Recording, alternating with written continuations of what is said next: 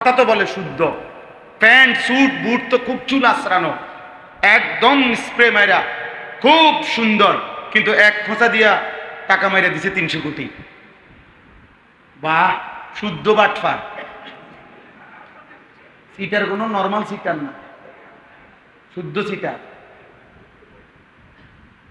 শুদ্ধ বাটফার, শুদ্ধ হারামখোর। নিজের মাকেও দেখে, রাস্তার নারীও দেখে, সে তার বিবিকেও দেখে, সে তার পরের নারীকেও অশ্লীল ছবি দেখে, বউরও দেখে, নাটক সিনেমার নর্তকীরও দেখে। হালাল হারামের কোনো পার্থক্য, ব্যবসার হালাল টাকাও নেয়, সুদের টাকাও নেয়, কিস্তির টাকাও নেয়। কথা বুঝছেন? দুটোটা বরাবর। মনে করেন মাল এটা বিক্রি করে মিথ্যা বলে 900 করে লাভ হয়েছে 30 টাকা, তো এই 30 টাকাই কোনো ধোঁকা ছিল না। স্বাভাবিক বেচলে হয়তো 10 টাকা লাভ হইতো, তো এই 10 টাকা তো হালাল ছিল। বোঝেন নাই কথা? তো এইটার লগে আরো 20 টাকা বাটফারি করণই বাড়ছে আর কি, তো 30 টাকা হয়েছে। তো এই 30 টাকা এখন সে নিছে, তার মানে হালাল হারাম তার কাছে বরাবর, জায়েজ না জায়েজ তার কাছে বরাবর, পাক না পাক তার কাছে বরাবর, মা আর নারী অন্য নারী বরাবর, স্ত্রী আর অন্য নারী বরাবর, যুবকদের কাছে তার আপন বোন আর মানুষের বোন বরাবর। এই নাফরমানের উপরে খোদার সবচেয়ে বড় গজব এইটা, যার কাছে গুনাহ নেকি বরাবর, আমলে পরিণত। সব কাগজে আছে, কাগজে এরকম বহুত কথা আছে, কাগজে এরকম বহুত, বাংলাদেশের সংবিধান, বাংলাদেশের বহুত আইন কানুন কাগজে আছে। আমরা অনেকের আছে জীবনে 60 বছরও আমরা জীবনে জানিও না এই আইনটা যে আছে। কিন্তু সাহাবায়ে কেরাম নবী সাল্লাল্লাহু আলাইহি সাল্লামের সুন্নাত এত বেশি পরিমাণ নিজেদের মধ্যে, কলিজার মধ্যে, জীবনের মধ্যে নিছেন। হার সাহাবী, প্রথমজন শেষজন, নবী সাল্লাল্লাহু আলাইহি সাল্লামের সমস্ত সুন্নাত জানতেনও, আমলে পরিণতও করছে, আমলে পরিণতও করছে। এজন্য হৃদয়ে ধারণ করা, জীবনে ধারণ করা, লেবাসে, পোশাকে, শরীরে, আচরণে, হৃদয়ে ধারণ করা ইসলামটা, কোরআনটা, হাদিসটা, এটা মূল চাওয়া। ইসলাহি মাহফিল মানে এটা, জিন্দেগি সংশোধন করা। কার? নিজে।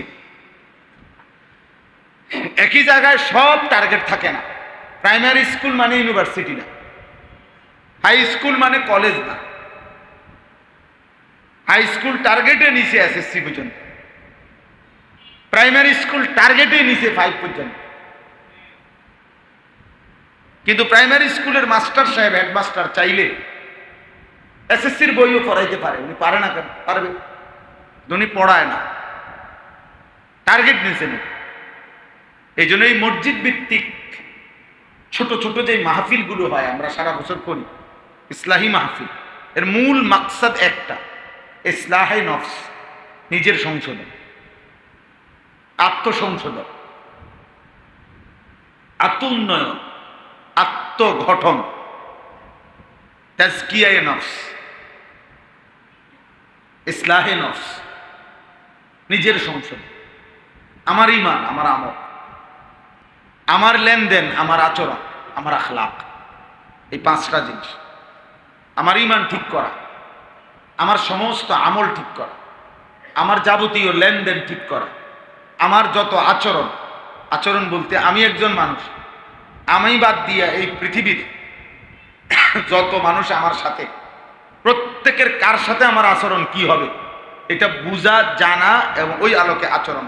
ও আমার বাবা, তার সাথে আমার আচরণ কি হবে, ইনি আমার মা, এনার সাথে আমার আচরণ কি হবে, এ আমার স্ত্রী, এর সাথে আমার আচরণ কি হবে, ও আমার ভাই, আপন ভাই, ওদের সাথে আমার আচরণ কি হবে, এরা আমার স্বাস্থ্য ভাই, জ্যাঠতো ভাই, এদের সাথে আমার আচরণ কি হবে, উনি আমার প্রতিবেশী, ওনার সাথে আমার আচরণ কি হবে, ওনার সাথে আমি কিছুক্ষণের জন্য অটোতে উঠছি, 5 টাকার ভাড়া, উনিও নেমে যাবো, আমিও, এই 5 টাকার ভাড়ার এই 5 টাকার পথ, ওনার সাথে আমার আচরণ কি হবে, উনি আমার কাস্টমার, তা আমি ওনার বিক্রেতা, আমার আচরণ কি হবে, উনি আমার বস, আমি ওনার কর্মচারী। অথবা আমি কর্মচারী, উনি বস, এরকম। অর্থাৎ আচরণ ঠিক করা, আখলাক ঠিক করা। 5 নাম্বার হলো আখলাক। প্রত্যেক মানুষের কলবে, ভিতরে কিছু চরিত্র আছে উত্তম, আর কিছু আছে মন্দ স্বভাব। যেমন হিংসা, একটা মন্দ স্বভাব। পরোপকার, অপরের কল্যাণ কামনা করা উত্তম স্বভাব। তো হিংসা দূর করার চেষ্টা করা, অপরের প্রতি কল্যাণ কামিতার মনোভাব তৈরি করার চেষ্টা করা। ধৈর্য একটি উত্তম স্বভাব। বদ রাগ, শুধু উত্তেজিত, কথা কইবার আগে সেটা হবে। বুঝেন না কথা? এই তাইলে বদ রাগ, বেহুদা রাগ, অনর্থক সাথে, এটা বন্ধ স্বভাব, এটা দূর করার চেষ্টা করা। ধৈর্য, এটা আনার চেষ্টা করা।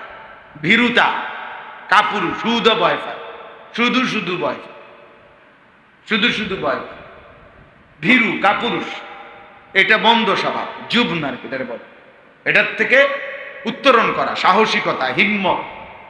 এই পৃথিবীর সব মানুষ পারে, আমি পারবো না।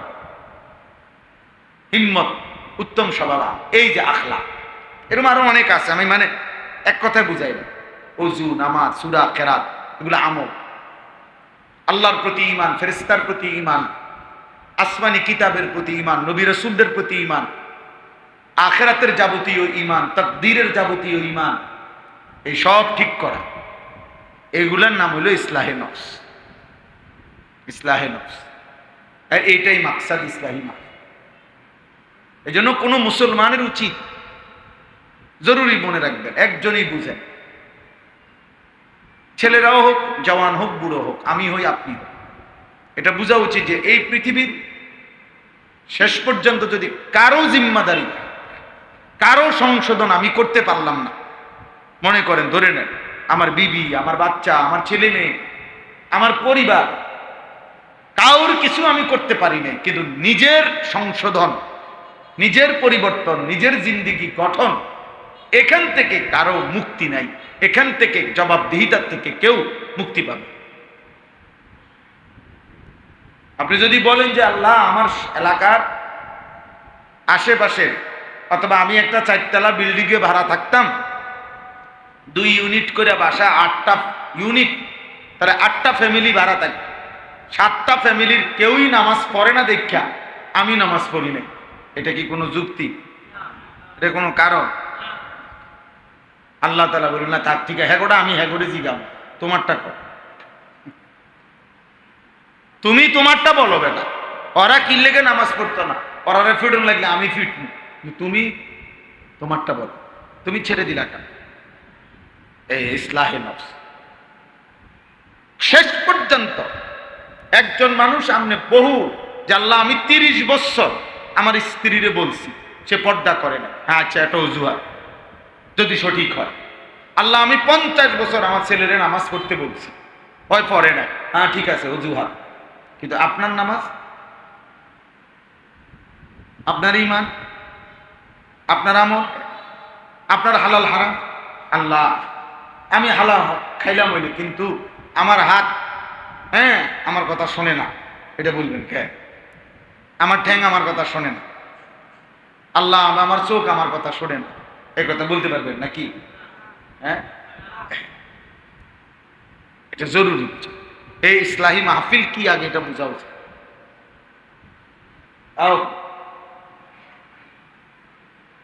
আসো আসো,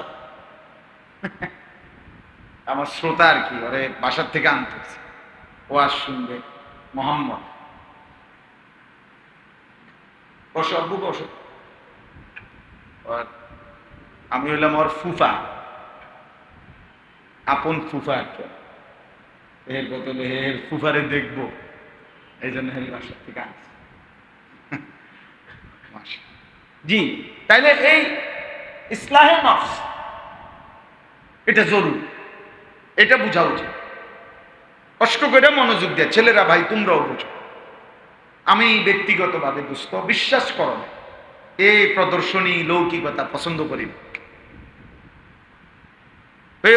অনেক আনুষ্ঠানিকতা, এটা আমার ভালো। আমি কোনো নির্বাচনীটা জনসভাও না, আমি কোনো প্রার্থীও না, আমার কোনো মার্কাও নাই। কাজেই কয়জন এটা আমার কোনো দেখার বিষয়। আল্লাহর কথা একজনের জন্য যে পরিমাণ গুরুত্বপূর্ণ, খোদার কসম 1,00,000-এর জন্য সমান গুরুত্বপূর্ণ, সমান গুরুত্বপূর্ণ, সেম গুরুত্ব। এই জন্য বললাম আর কি, একজন শুনলেও সমস্যা নাই, 1,00,000 শুনলেও সমস্যা, কোনো অসুবিধা। কোন এক আল্লাহর বান্দা যদি বদলে যায়, আল্লাহর নবী বলছেন, তোমার দ্বারা যদি আল্লাহর একজন বান্দা আল্লাহর পথ খুঁজে পায়, গোটা আরবের সমস্ত দামি উট তোমাকে উপঢৌকন করা, হাদিয়া দেওয়া, তার চাইতে কোটি গুণে উত্তম। ফাওয়াল্লাহি লা আন ইয়াহদিয়াল্লাহু বিকা রাজুলান ওয়াহিদান খায়রুন লাকা মিন হুমুরিন নাআম। আল্লাহর কসম, নবীজি বলছে, আল্লাহর কসম, এটাও নবীজি বলছে, নবীজি বলছে কসম, যে তোমার দ্বারা একজন ব্যক্তি হেদায়েত পাওয়া আরবের সমস্ত লাল চিহ্ন বিশিষ্ট দামি, সবচেয়ে দামি উট সবগুলো দেওয়ার চাইতে। মনে করেন 10 লাখ প্রাইভেট কার দেওয়ার চাইতে 1 কোটি টাকা দামের গাড়ি কিনা, মনে করেন তার চাইতে। এই জন্য দোস্ত, এটা আগে বুঝতে হবে ইসলাহি মজলিস কি, আত্মসংসদ কি বলেন, ইসলাহে নফস, নিজের সংসদ। নফস মানে নিজের আর কি, আত্মার সংসদ, আমার সংসদ, আমার সংসদ। তাহলে আমার সংশোধন আমার জন্য ফরজে আইন। আমি যদি আর অজুহাত দেখাইয়া সবার থেকে মুক্তি নিতে পারি, কিন্তু আমি আমার ব্যাপারে কোনো অজুহাত দেখাইয়া হাসরের ময়দানে খোদার কসম মুক্তি নিতে পারি। কোরআন কারীমের সূরা নিসার মধ্যে আছে, আমাদের প্রিয় নবী সাল্লাল্লাহু আলাইহি সাল্লামকে আল্লাহ বলছে, ফাকাতিল ফি সাবিলিল্লাহ লা তুকাল্লাফু ইল্লা নাফসাকা ওয়া হাররিদিল মুমিনিন। সাংঘাতিক কথা এটা। অর্থ হলো, নবী আল্লাহর পথে যুদ্ধ করতে গিয়ে, জিহাদ করতে গিয়ে যদি আপনি কাউকে না পান, আপনি একাই যুদ্ধ করেন, একাই। ফাকাতিল, এটা এক বচনের শব্দ, ওয়াহিদ মুযাক্কারে হাজির, একাই যুদ্ধ করে। কেন? আল্লাহ বলছে লা তুকাল্লাফু ইল্লা নাফসাকা, সর্বশেষ আপনি আপনার নিজের ব্যাপারে মুকাল্লাফ, আদিষ্ট, শরীয়তের বিধান সর্বশেষ আপনার উপরে আদিষ্ট। অতএব আপনি আপনার ব্যাপারে হিসাব থেকে, জবাবদিহি থেকে মুক্তি পান না, মুক্তি পেতে পারেন। ওয়া হাররিদিল মুমিনিন, হ্যাঁ, তবে আপনি মুমিনদেরকে দিবানিশি আল্লাহর পথে উৎসাহিত করতে থাকুন, বলতে থাকেন, ডাকতে থাকেন, চেষ্টা করতে থাকেন, কিন্তু আপনার নিজের ব্যাপারে 1 সেকেন্ডের জন্য গাফেল হবেন। ওয়ালা তাকুম মিনাল গাফিলিন, এই যে কোরআনে আল্লাহ নবীজিকে বলছে, ওয়ালা তাকুম মিনাল গাফিলিন, বন্ধু আপনি কখনোই গাফেলদের অন্তর্ভুক্ত হবেন না।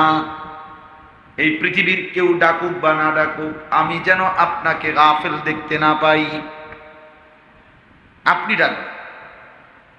এই জন্য নবী সাল্লাল্লাহু আলাইহি সাল্লাম, ওনার জীবনের একটি যুদ্ধ ছিল হুনাইনের যুদ্ধ। মক্কা বিজয়ের পরে নবীজি যুদ্ধ করছিলেন। ওই যুদ্ধে মুসলিম সাহাবী নবীজির সাথে ছিল 12,000, কাফের ছিল মাত্র 4,000। এই একটাই নবীজির জীবনের যুদ্ধ, যেই যুদ্ধে কাফের ছিল কম, মুসলমান ছিল বেশি। 12,000 মুসলমান আর কাফের মাত্র 4,000। ঘটনাচক্রে কোন কোন সাহাবীর দিলের মধ্যে আসছে যে আজকে তো আর তেমন যুদ্ধ করতে হবে না, এর চাইতে কত কম আমরা উড়ে এলাইছি, আর এরা তো আজকে আমরা এমনিতেই বেশি, আমরা এমনি 3 ডবল, তারা 4,000, আমরা 12,000, 3 4 12, তাহলে আমরা তো এমনি 3 ডবল আছে। তা আজকে আর কি যুদ্ধ হবে?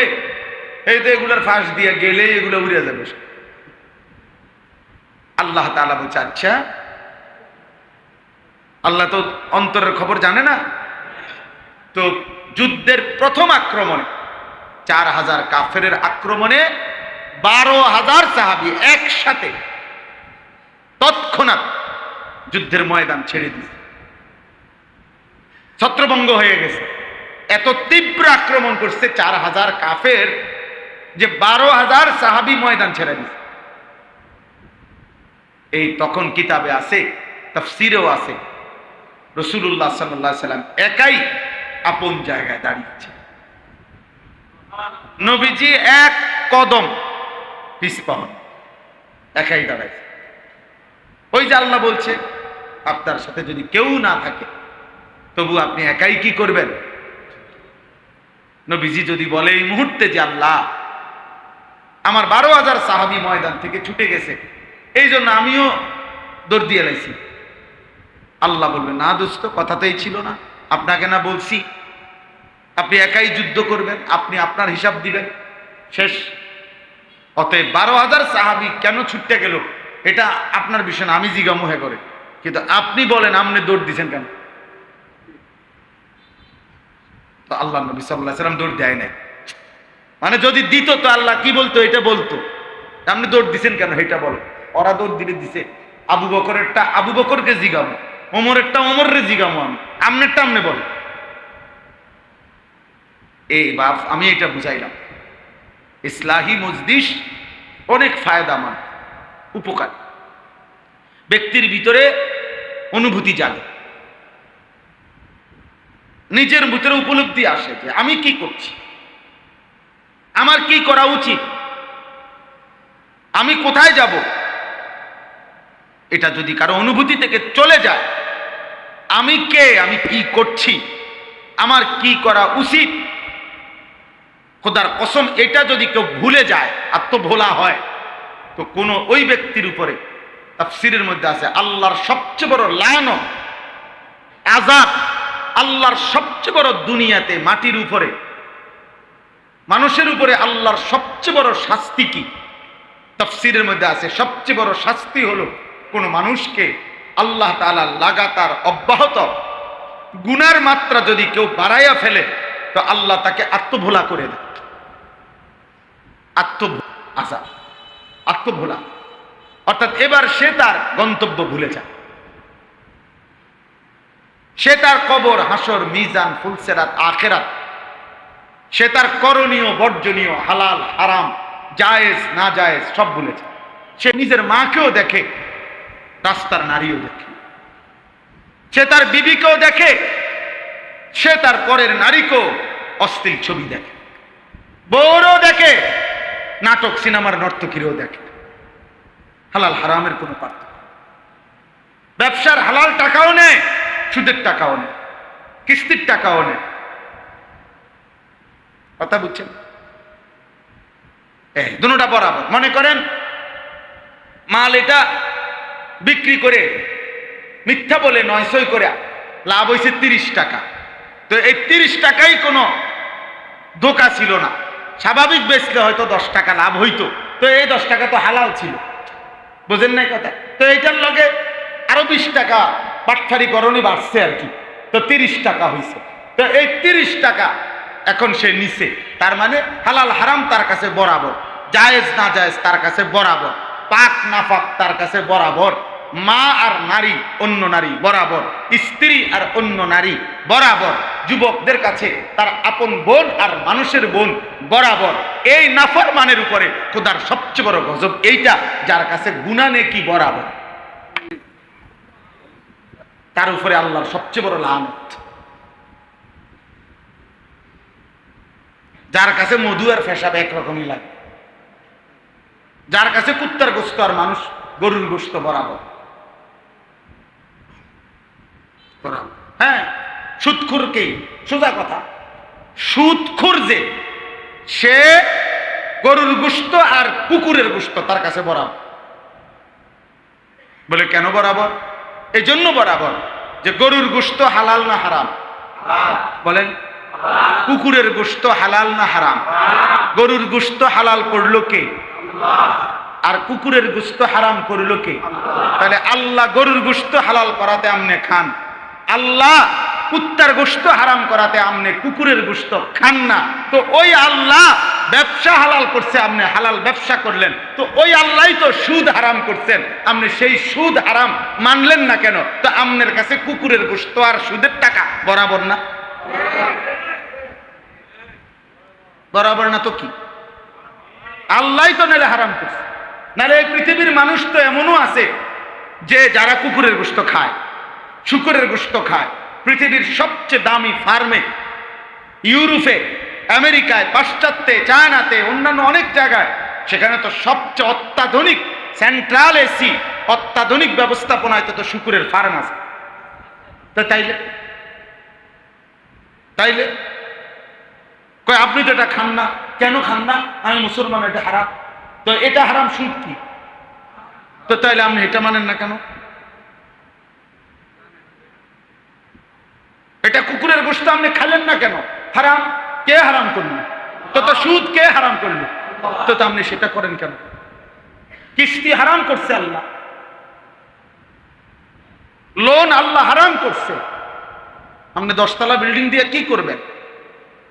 4 তলা বিল্ডিং এর কয় রুমে ঘুমাইবেন? এক মানুষের ঘুমের জন্য কয়টা রুম লাগে? এক মানুষের শোয়ার জন্য কয়টা খাট লাগে? এক মানুষের কত টাকা হলে তৃপ্তি হয়? ধনী বলে কাকে? কত টাকাওয়ালারে ধনী বলে? এই পৃথিবীতে পৃথিবীর কোন অর্থনীতিবিদ আজ পর্যন্ত বলতে পারে নাই ধনীর কোনো সংজ্ঞা নাই। আছে কোনো সংজ্ঞা? ধনীর কোন কত টাকা হইলে হেতরে পয়সা লাগবে? বড় লোক 6 তলা বিল্ডিং হইলে তো 30 তলাওয়ালা হেতে কি তা? 7 তলা বিল্ডিং করলেও বড় লোক। কথা বলেন না কেন?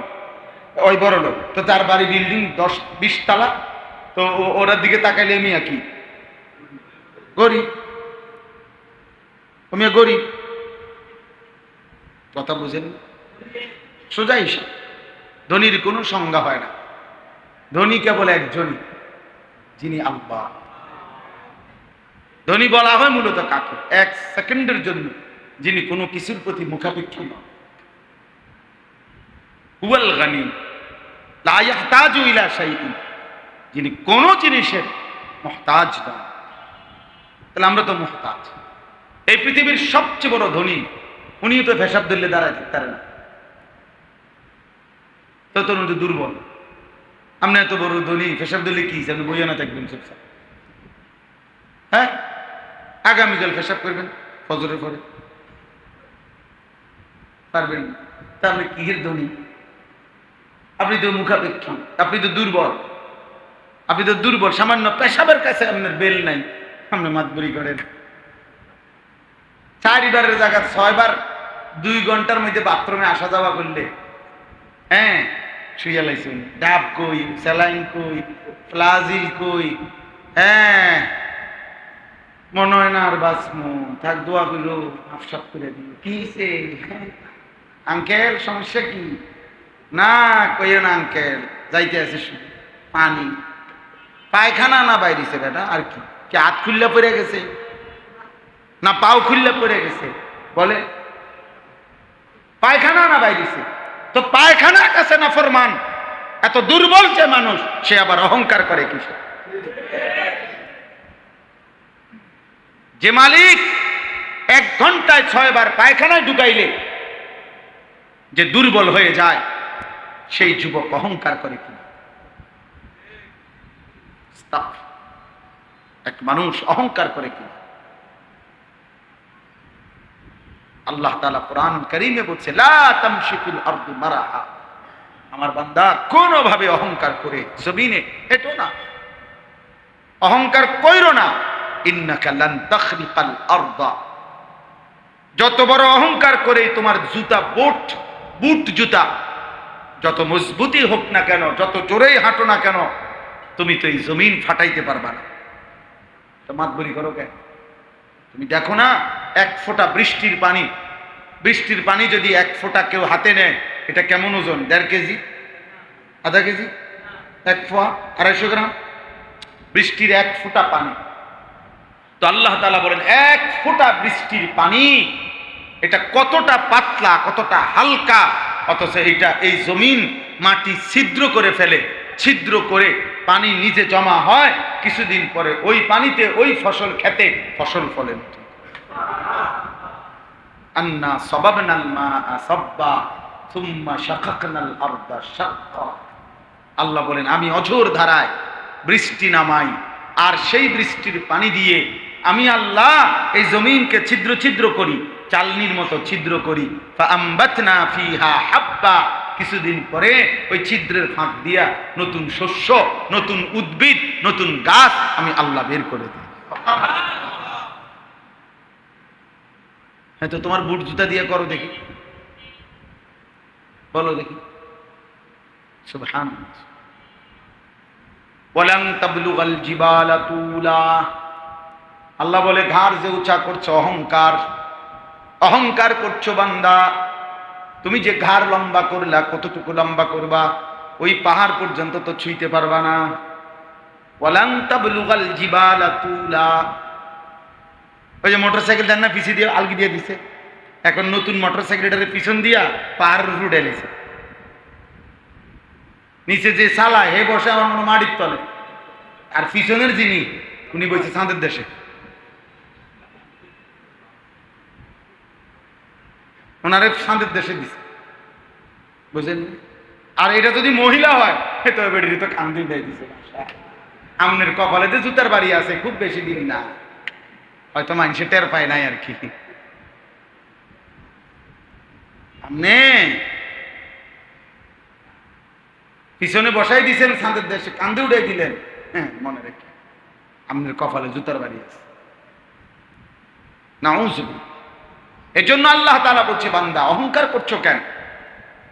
না তুমি পাও দিয়া জমিন ফাটাইতে পারবা, না তুমি লম্বা হইয়া ঘাড় উঁচু করে পাহাড় ছুঁইতে পারবা। এক বুজুর্গ, আমরা কিতাবে পড়ছি, এক বুজুর্গ এক যুবককে বলছিল, হে যুবক আস্তে হাঁটো, নম্রভাবে হাঁটো। তখন সেই যুবক বলেছিল ওই আল্লাহওয়ালাকে, আমা তারিফুনি, হে মিয়া কথাবার্তা বলেন, চিনেন আপনি আমি কে? ওই আল্লাহওয়ালা বলছে, হ্যাঁ চিনি। শোনো যুবক, আমি তোমার চিনি, তোমার পরিচয় আমি জানি, বলো এদিকে আসো, আমি বলছি। তো তিনি বললেন, তুমি হলা সে যার শুরুটা ছিল এক ফোঁটা দুর্গন্ধযুক্ত নাপাক বীর্য। তুমি সে যার শেষটা কবরে রাখার অল্প কিছুদিন পরে দুর্গন্ধযুক্ত একটা পচা লাশ। আর তোমার এই মুহূর্তে চলমান এই হায়াতে তোমার পেটে আছে কিছু পায়খানা দুর্গন্ধযুক্ত। এই তুমি যার শুরুটা একটা দুর্গন্ধযুক্ত নাপাক বীর্য, আউয়ালুকা নুতফা, যার শেষটা একটা পচা দুর্গন্ধযুক্ত লাশ, যার পেটে এখন বহন করছে নাপাক দুর্গন্ধযুক্ত পায়খানা। হ্যাঁ, তুমি বড়াই করো কেন? তুমি বড়াই করো কেন? কিসের অহংকার করছে? হায় ছেলেরা, তোমরা যদি বুঝতা, একটা মোবাইল তুম করে পাগল বানায়। হায় উম্মত, 12,000 টাকার কাছে হারিয়ে গেল, 18,000 টাকার একটা মোবাইলের কাছে হেরে গেল। কথা এমন ছিল না। এই পৃথিবী মোমেন তো এমন হওয়ার কথা ছিল, মুসলমানের যুবক, যার এই পৃথিবী শতবার দিল যে অন্যায়ের সামনে মাথা নুইবে না, আল্লাহর নাফরমানি করবে না। কথা তো ছিল এই, কথা তো ছিল এই। কিন্তু 12,000 টাকার 14,000 টাকার একটা মোবাইলের সামনে আমার লাখ লাখ যুবক জীবন শেষ করে দিচ্ছে। দিন নাই, রাত নাই, ইজ্জত সম্মান, মা বাবার ইজ্জত, বংশের ইজ্জত, আল্লাহ, রসুল, কোরআন, কিতাব, আখেরাত, পরকাল কি হবে কিচ্ছু ভাবে না। 24 ঘন্টা নারী ছবি, অস্থির দৃশ্য, ছবি তোলা, যা মন চায় তা, ভালোবাসা, আবেগ, অনুভূতি, বুদ্ধি, পরামর্শ, চিন্তা, ফিকির সব এই বড় মোবাইলকে কেন্দ্র করে। এভাবে একটি সুস্থ যুবক, নওজোয়ান এত মাতাল, এত পাগল হইতে পারে? একটা মোটরসাইকেলের সামনে নওজোয়ান হেরে গেছে।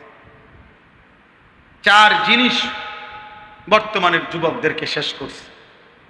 এক, একটি মোবাইল। দুই, একটা মোটরসাইকেল। তিন, একটি হারাম দুশ্চরিত্র নষ্টা কোনো একটি চরিত্রহীন মেয়ের সাথে সম্পর্ক। ও তোমারে ভালোবাসে, ভালোবাসা পবিত্র, গড গিফটেড, ভালোবাসা স্বর্গীয়। হ্যাঁ, এত বড় মিথ্যা কথা যে স্বামী স্ত্রী ব্যতীত ছেলে মেয়ের বিবাহ বহির্ভূত প্রেমকে যদি কেউ আল্লাহ প্রদত্ত বলে, স্বর্গীয় বলে, ও মুশরিক, ও বেঈমান, ও মুশরিক বেটা। জিনা কখনো পবিত্র হইতে পারে না। বিবাহ বহির্ভূত কোন সম্পর্ক বলে আমি আজকে তারে 10 বছর এই মেয়েরে ভালোবাসি, কিন্তু হুজুর আমি কোনোদিন তার ছুঁয়েও দেখি নাই, তার হাতও ধরি নাই কোনোদিন, এমনি শুধু ভালোবাসি, এমনি শুধু একটু কথা বলি, এমনি শুধু মাঝে মাঝে পাশে বসি, এমনি শুধু একটু একটু তাকাইয়া দেখি, এটা পবিত্র না? পবিত্র না, এটা জেনা, এটা অসভ্যতা, এটা ব্যভিচার, এটা লম্পট, এটা চরিত্রহীনতা ছাড়া আর কিচ্ছু না। এটার মধ্যে পাউডার লাগাইলো, এটা গ্রাম ফিটবে না, দুর্গন্ধ। ফেয়ার এন্ড লাভলি লাগাইলো, হইতো না।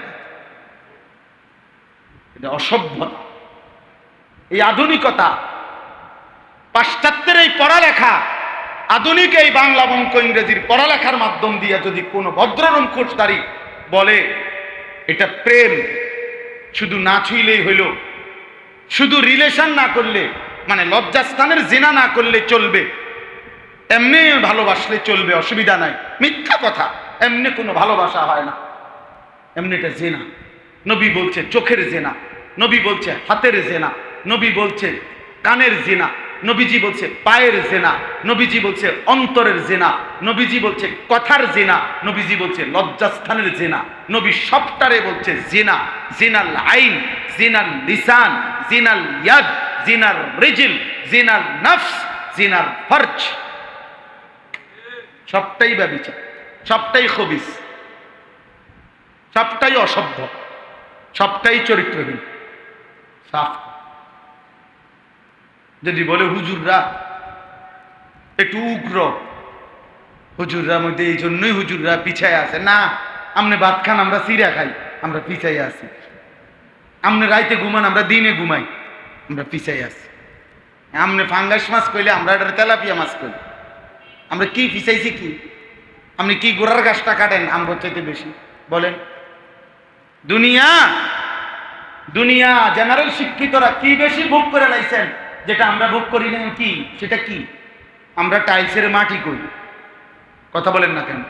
আমরা হুজুররা তাহলে আমরা বুঝি না কোনটা, আমনে কোন কি? আমি এটারে মাটি করি না, তো আপনি কি করেন এটা? তো আমি কই মাটি।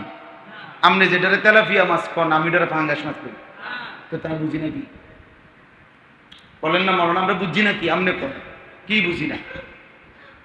হ্যাঁ, আপনি এটা বলতে পারেন। আপনারা অসভ্যতা বুঝেন না, আপনারা পার্কে ঘোরা বুঝেন না, আপনারা অন্যের মেয়েরে বাগাইয়া নিয়ে কক্সবাজার যাওয়া এটা বোঝেন না, আপনারা লং ড্রাইভে মোটরসাইকেলের পিছনে আরেকজনের মেয়েকে নিয়ে যাওয়া এটা বুঝেন না, আপনারা বারে ডান্স ক্লাবে নাচ গান ফুর্তি উলঙ্গপনা বুঝেন না। এরম বুঝা আমার দরকার নাই। তোমার ওই বুঝের উপরে থুতো মারি বেটা, তোমার ওই হারাম বুঝের উপরে থু বেটা, তোর বুঝ লইয়া তুই থাকবে না। আমার এমন বুঝার দরকার।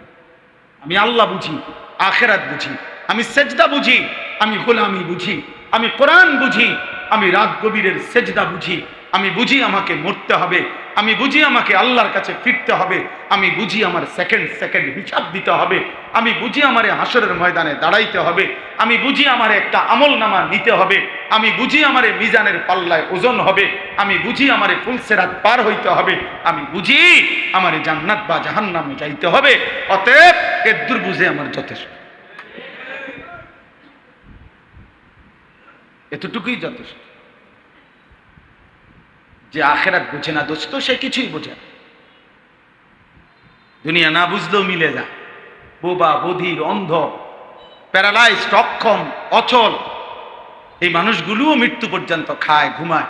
বোবা মানুষও বিয়ে করে, বাচ্চা হয়। অন্ধ মানুষও বিয়ে করে, বাচ্চা হয়।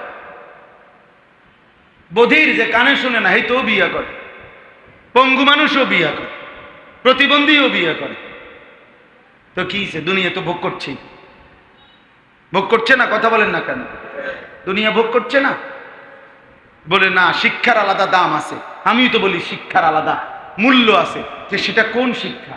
যে শিক্ষা শুধুই ভাত মাছ চাল ডাল দালান বিল্ডিং, যে শিক্ষা শুধুই মাত্র এতটুকুই শিখায়, এটা তো শিক্ষা না। শিক্ষা ওইটাকে বলে যেটা মালিক চিনায়, গোলামি চিনায়, বন্দিগি চিনায়, কর্তব্য চিনায়, উচিত অনুচিত পার্থক্য করতে পারে, হালাল হারাম পার্থক্য করতে পারে, জায়েজ না জায়েজ পার্থক্য করতে পারে, ওটাকেই শুধুমাত্র জ্ঞান বলে। বাকি সবটা জ্ঞানের নামে মূর্খতা, অজ্ঞতা ছাড়া আর কিচ্ছু। যে জ্ঞান হালাল টাকা সুদের টাকা এক করে দেয়, যেই জ্ঞান হালাল টাকা ঘুষের টাকা এক করে দেয়, যেই জ্ঞান হালাল টাকা কিস্তির টাকা এক করে দেয়, যেই জ্ঞান হালাল টাকা আর 2 নম্বরই বাটপারি টাকা এক করে দেয়, ওইটা জ্ঞান নয়, মূর্খতা, মূর্খতা, মূর্খতা, মূর্খ, অসভ্যতা, অসভ্যতা। কথা তো বলে শুদ্ধ, প্যান্ট স্যুট বুট তো খুব চুল আশ্রানো, একদম স্প্রে মাইরা খুব সুন্দর, কিন্তু এক খোঁচা দিয়া টাকা মাইরা দিছে 300 কোটি। বাহ, শুদ্ধ বাটফার। সিটার কোনো নর্মাল সিটার না, শুদ্ধ সিটার, শুদ্ধ বাটফার, শুদ্ধ হারামখোর, নয়তো কি? বলেন বাবা, বলে। দোস্ত, ভাবতে শিখে, নিজেরে চালাক মনে করে না। নাফরমান চালাক হয় না, বেনামাজি চালাক হয় না, হারামখোর চালাক হয় না, সুদখোর চালাক না, কিস্তিখোর চালাক না, বেপরদা নারী চালাক না, বেহায়া নারী চালাক না, সেজদা যে দেয় না সে চালাক না, ফজরের নামাজ যে পড়ে না সে চালাক না। প্রিয় নওজোয়ান, তোমাদেরকে বলি, বাপ, ইনসাফ করে দেখো। আত্মবোলা যে নিজেকেই চেনে না, নিজের কর্তব্যই বোঝে না, যে সৃষ্টিকর্তাই চেনে না, বানানেওয়ালাই চেনে না, মনিব চেনে না, আহা, ও শিক্ষিত হলো কেন? শিক্ষিত হলো। হাদিসের মধ্যে আছে, নবী সাল্লাল্লাহু আলাইহি সাল্লাম বলছেন, আল্লাহুম্মা, নবীজি দোয়া করতেন, আল্লাহুম্মা ইন্নী আউযু বিকা মিন ইলমিন লা ইয়ানফা। আয় মাওলা, এমন জ্ঞান, এমন ইলম থেকে আমি পানাহ চাই যে জ্ঞান আমার আখিরাতের উপকারে আসবে। অমিন কালবিন লা ইয়াখশাউ, নবী দোয়া করতেন, আল্লাহ এমন দিল থেকে আমি পানাহ চাই যেই দিল আপনার ভয়ে নম্র হবে না।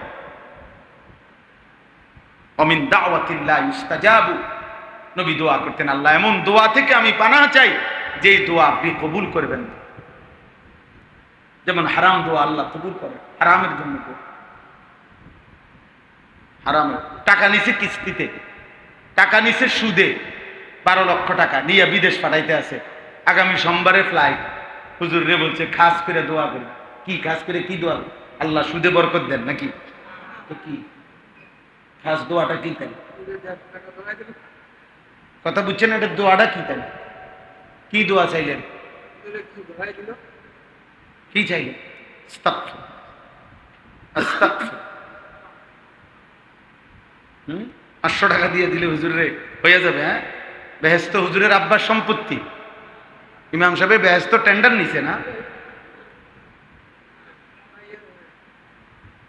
সাফ কথা। অতএব প্রিয় ভাই নওজোয়ান, শহরের মানুষ আপনারা, কিশোর নওজোয়ান ভাই, তোমরাও পড়ালেখার নামে কিছু না কিছু তো পড়তেছো ভাইয়া। কেউ এসএসসি, কেউ ইন্টার, কেউ কলেজ, কেউ ইউনিভার্সিটি। নিষেধ করি না, ইউনিভার্সিটি পড়া নিষেধ না দোস্ত। বাংলা, অঙ্ক, ইংরেজি, জেনারেল শিক্ষা হারাম নয় ভাইয়া। পদার্থ, জীববিজ্ঞান, রসায়ন বিজ্ঞান হারাম না ভাইয়া। ইংরেজি হারাম না, হারাম কেউ বলে না। আল্লাহ ভুলা হারাম। আল্লাহ ভুলে গেলা কেমনে? নামাজ ভুলে গেলা কেন? হালাল হারাম ভুলে গেলা কেমনে? নিজের বোন আর পরের বোন ভুলে গেলা কেমনে? হায়া লজ্জা ভুলে গেলা কেমনে? এটা না বলি আমি। জেনারেল শিক্ষা তো নিষেধ না। আমি তো কুমিল্লা ভিক্টোরিয়া কলেজ থেকে মাস্টার্স পাস করছি। আমি সায়েন্স বিজ্ঞান বিভাগ থেকে দাখিল পাস করছি, এসএসসি। আমি তো বিজ্ঞানের ছাত্র। সারা বাংলাদেশে সর্বোচ্চ নাম্বার পেয়ে ফার্স্ট হয়েছে, 1 নাম্বার সমগ্র বাংলাদেশ 1998 সালে। বুঝছে? তখন 20 জন স্ট্যান্ড করতো সারা বাংলাদেশে, গোল্ডেন A+, A+ না, তখন ছিল সারা বাংলাদেশে মেধা তালিকায় 20 জন স্ট্যান্ড করতো, এর মধ্যে 1 নাম্বার হয়েছে, আলহামদুলিল্লাহ। তো এর অর্থ হলো এই না আল্লাহকে ভুলে যাওয়া, আখিরাত ভুলে যাওয়া না দোস্ত।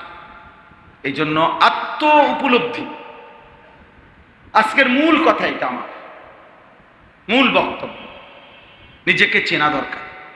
যুবক ভাই, তোমারে যদি বাবা যত্ন না নেয়, মনে করো আখিরাতের সন্ধান দিল না, মা দিল না, পৃথিবীর কেউ যদি না দেয়, তারপরেও তোমার আল্লাহকে চিনা তোমার জন্য জরুরি।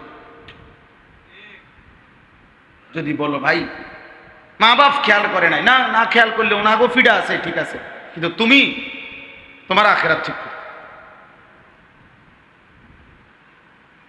এই জন্য জওয়ান বুড়া আমাদের সকলের দায়িত্ব, বাবা নিজের ফিকির করা, কমপক্ষে দুটো। বলে অন্যের ফিকির করবেন, হ্যাঁ করবেন, সেবা করবেন, মানুষের কল্যাণ করবেন, কিন্তু ওই যে বললাম সকাল থেকে আপনার ত্রাণ দিছে যুবক, একবারে সকাল 8টা থেকে রাত 12টা পর্যন্ত বন্যার্ত মানুষকে নওজোয়ানে ত্রাণ দিয়ে অনেক কষ্ট করছে, কিন্তু জোহরও পড়ে নাই, আসরও পড়ে নাই, মাগরিবও পড়ে নাই, এশাও পড়ে নাই, ফজরও পড়ে নাই, এভাবে 15 দিন। আপনি এটা কি করলেন? এটা কি করলেন? হ্যাঁ, উনি মেল করছে বিকাল 3টার থেকে রাত 10টা পর্যন্ত। এই সর্দার সাহেব মাতবরে এই বাড়ির মধ্যে যে একটা বড় ঝগড়া, উনি 6 ঘন্টা দরবার করে রাস্তা বাইর করে দিছে এক বিগত। তারা সমাধানও করছে, মাশাআল্লাহ, ভালো কথা, কিন্তু আসরের নামাজে পড়লেন না, মাগরিবও যে পড়লেন না, এশাও যে পড়লেন না। এটা কি করলেন? এই নিজেকে ভুলে মানুষের কল্যাণ, এটা আল্লাহ বলছে কিনা আগে দেখো, এটা আল্লাহ বলছে। বুঝেন নাই আমার কথাটা? এই প্রশ্ন হচ্ছে এটা, নিজেকে ভুলে পরোপকার, অথচ পরোপকার ভালো কাজ। খায়রুন নাসি মান ইয়ানফাউন নাস, নবী সাল্লাল্লাহু আলাইহি সাল্লাম বলেছে সর্বোত্তম মানুষ যে মানুষের কল্যাণ করে। ইরহামু মান ফিল আরদ ইয়ারহামকুম মান ফিস সামা। তুমি তো রক্ত দাও প্রতি 3 মাসে, মাশাআল্লাহ, তুমি ব্লাড গ্রুপে রক্ত ডোনেট করো, ভালো কথা, মাশাআল্লাহ, কিন্তু তুমি যে নারীর ছবি দেখো হারে, কথা বুঝেন না? তুমি যে একটা মেয়ের সাথে আজকে 5 বছর ধরে হারাম সম্পর্ক করো, এটা কি? এটা ওই রক্ত দান করার দ্বারা মা? কথা বলেন। তুমি যে 365 দিনে খোদার একটি বছরে কোনোদিন ফজরের নামাজ পড়ো না, এটা কি? এর কারণটা কি? সকাল 8টা থেকে উঠেই একবারে রাস্তার কাজ করলা, পুরা রাস্তা সুন্দর করে কার্পেটিং করে দিলা, একদম ইট সুরকি ফেলে দিলা, তো এটা তো ভালো কাজ করলা, কিন্তু নামাজ নিজেকে ভুলে গেলা কেন? এই জন্য দয়া করে সর্বকথার মূল কথা হলো, আমি এই মজলিসের গুরুত্বের জন্য এটা বলছি। বললাম না একই মজমায় সব বলতে হবে, এটা জরুরি। প্রাইমারি স্কুলে পুরো কলেজ পড়াইলেই তৈব, এটা জরুরি। আবার হবে মজমা, অন্য প্রসঙ্গে আবার হবে কথা, কিন্তু ইসলাহি মাহফিলের মূল চেতনা হলো নিজের সংশোধন। কার? এটা হলো আজকে আমার মূল বক্তব্য। নিজেকে ভুলে না যায়, নিজেকে ভুলে না যায়, নিজেকে ভুলে না যায়। ওয়ালা তুলকু বিআইদিকুম ইলা তাহলুক, আল্লাহ বলছে তোমরা নিজেকে নিজে ধ্বংসের দিকে ঠেলে দিবে। আল্লাহ তাআলা বলছেন, এই যে নতুন শ্রোতা আসছে, মোবাইল শ্রোতা, মনে হয় দেখেন, মানে ওনার কেমনি বুঝাবেন, ওনারা তো এতক্ষণ ছিল না মোবাইল, ওনারা এখন আসছে যে নতুন। তাইলে দেখেন, আমি কথা শেষ করতে চাচ্ছি, আর অল্প একটু কথা, 10টা মিনিট শুনে না। তো আল্লাহ তাআলা বলছেন কোরআনে, ইয়া আইয়ুহাল্লাযীনা আমানু আলাইকুম আনফুসাকুম, হে ঈমানদারগণ তোমরা সকলেই নিজেকে আঁকড়িয়ে ধরো। কাকে? কাকে? আলাইকুম আনফুসাকুম, আই আলজিমু আনফুসাকুম, নিজেকে আঁকড়িয়ে। আল্লাহ বলছে ইয়া আইয়ুহাল্লাযীনা আমানু কু আনফুসাকুম। নড়ে কেন? ছেড়ে দেন। ইয়া আইয়ুহাল্লাযীনা আমানু কু আনফুসাকুম। আরো আগায় দেন। আরে আল্লাহ,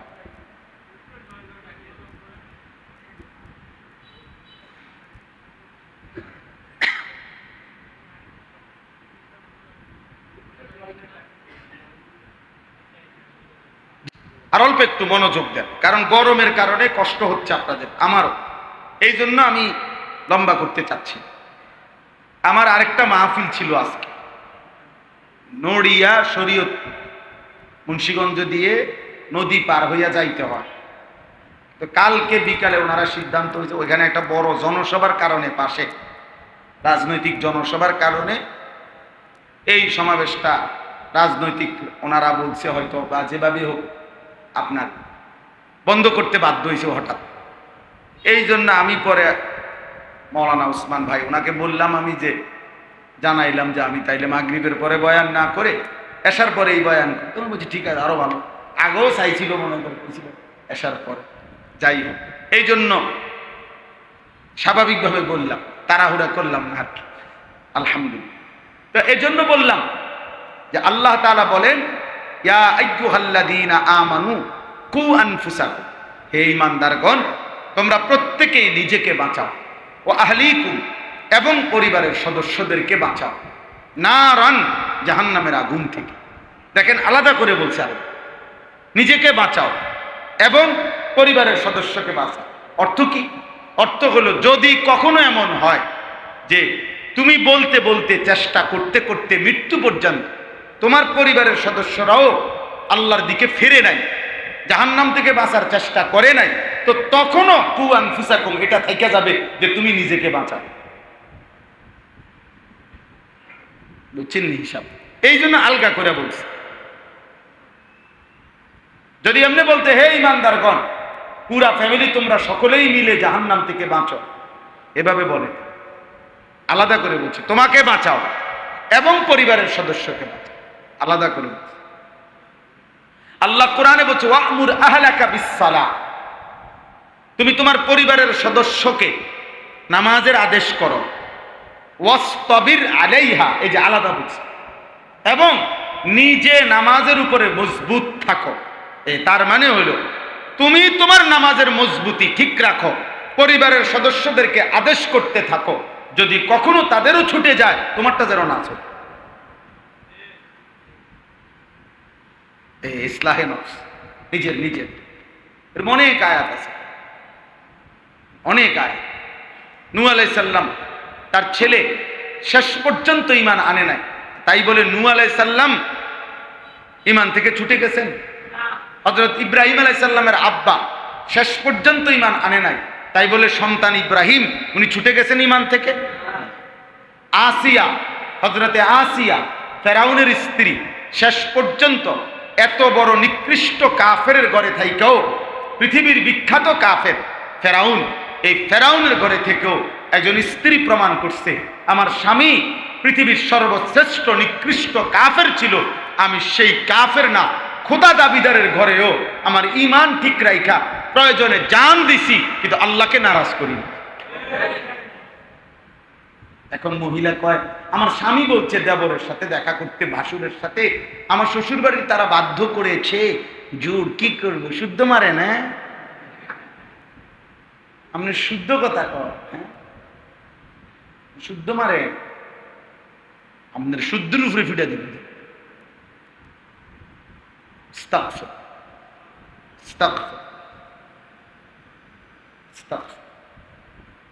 এবং স্বামী প্রয়োজনে 1000 বার ছেড়ে দিন,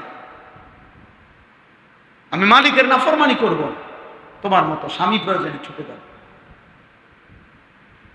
তোমার মতো স্ত্রী প্রয়োজনে ছুটে যাবে। স্ত্রী যার বেপরদা ও তো আল্লাহর দুশমন, ও তো নবীর দুশমন, ও তো ইসলামের দুশমন, ওর সাথে বোঝাপড়া করতে হবে। তুমি আমার স্ত্রী, মুসলমানের এমন হবে কেন? হযরত সাদ ইবনে উবাদা হাদিসের মধ্যে আছে, নবীজির বিখ্যাত সাহাবী, মদিনার আনসার সাহাবী, সর্দার ছিলেন, মদিনার সাহাবাদের সর্দার ছিলেন তিনি, হযরত সাদ ইবনে উবাদা। উনি বলছিলেন, ইয়া রাসূলুল্লাহ, আমি যদি কোনোদিন জীবনে একবার লাউ রাআইতু রাজুলান মা'a ইমরাআতি লা দারাবতুহু বিস-সাইফ, উনি বলছে আমি যদি কখনো কোনোদিন আমার স্ত্রীর সাথে কোনো পর পুরুষকে, ভিন পুরুষকে দেখি, 1 মিনিটের জন্য তরবারি বের করে গর্দান তৎক্ষণাৎ ফেলে দেবো, আলাদা করে দেবো। আমি এটা মেনে নিতে পারি না, আমার স্ত্রী কেন ভিন পুরুষের সাথে বেপরদা। হাদিসের মধ্যে আছে সাহাবারা তৎক্ষণাৎ সকলেই জোরে বলে উঠছে আল্লাহু আকবার, যে সাদের গায়রত, আত্মসম্মান কি পরিমাণ। হাদিসের মধ্যে আছে নবী সাল্লাল্লাহু আলাইহি সাল্লাম বলছে, এই পৃথিবীতে কোন পাপের কারণে আল্লাহর আত্মসম্মানে, আল্লাহ তাআলার প্রেস্টিজে, আত্মসম্মানে সবচেয়ে বেশি আঘাত লাগে কোন পাপের কারণে? নবীজি বলছে জিনা, ব্যভিচারের কারণে।